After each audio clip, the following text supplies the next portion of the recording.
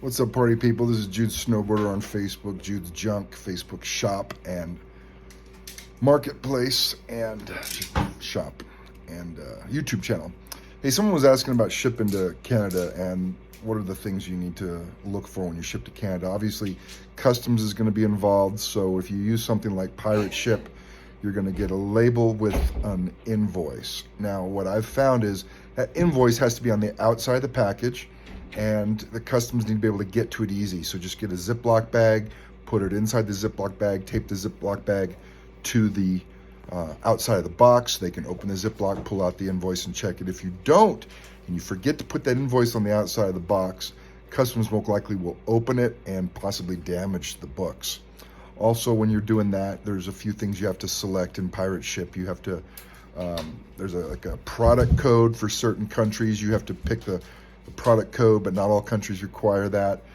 You got to put in the value and amount, and you can put in that it's a gift. Sometimes ask the buyer what they prefer. They might want you to say it's a gift. They might not want you to say that. Might want you to put in a value. Since values can be subjective, then I guess you could be subjective in putting that value in. But the recipient's going to pay a tax on the value.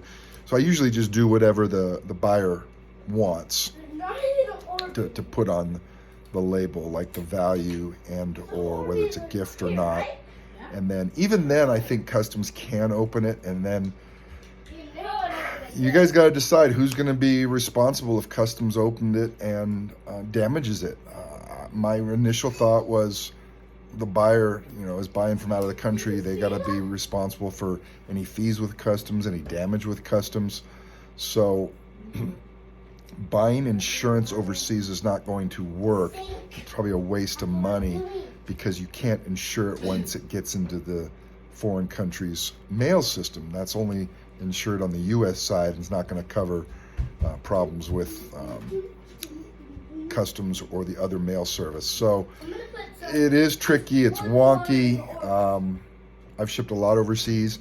I haven't had too much problems. I did have one problem that really bugged me, that customs opened it, ruined a bunch of books, and I felt really bad for the buyer. And but it's something that's typically out of my control. And they weren't like really high value comic books. I did send a slab once, and it was one of those, I don't know what you call them, like a center in the, you ship it to the center in the United States, and then they forward it over across the border into Canada. Problem is UPS lost my book, or they delivered it but didn't mark it delivered. Well, anyways, book got lost, never made it to the destination. I'm sure either I got scammed out of it, or somehow the UPS didn't mark it delivered to that destination. Anyways, maybe that's helpful on shipping overseas and some things you need to be careful for. Obviously, packing really well.